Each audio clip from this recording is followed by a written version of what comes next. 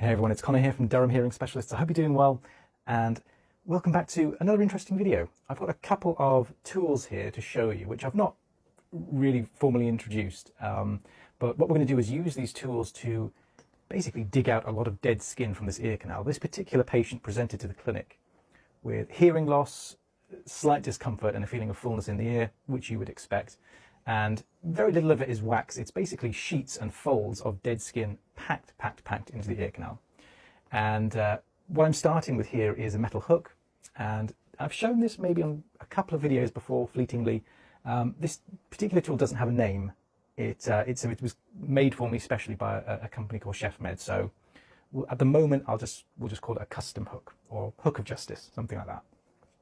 But what I'm doing here, so this is very similar in dimensions to a Cawthorn hook. So it's really small. It looks big through the endoscope, but it is an extremely small thing. And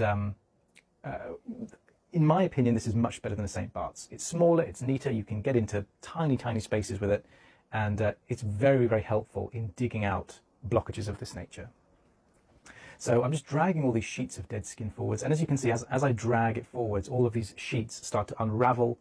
And, you know, it's a bit like digging a lasagna out of someone's ear. It's, you know, or an onion. It just kind of fragments and unravels.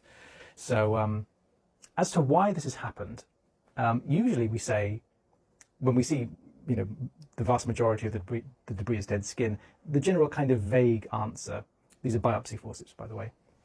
I thought these would be a really great purchase, these biopsy forceps, which are basically like crocodile forceps, but the jaws are cupped. So they have sort of shallow depressions in each jaw. And I thought that would be wonderful because it will allow me to grab onto debris, and maybe that debris won't, you know, just rip apart like when you grab something with crocodile forceps. But they're not actually that good. So they're far too large. Like most forceps on the market, they really are too large.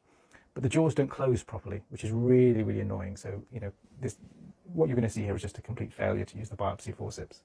So that didn't work. So we're going to go back in with the hook. So yeah, the normal explanation behind these blockages is it's a failure of skin migration. So the skin of the ear is supposed to start at the center of the eardrum, grow outwards and down the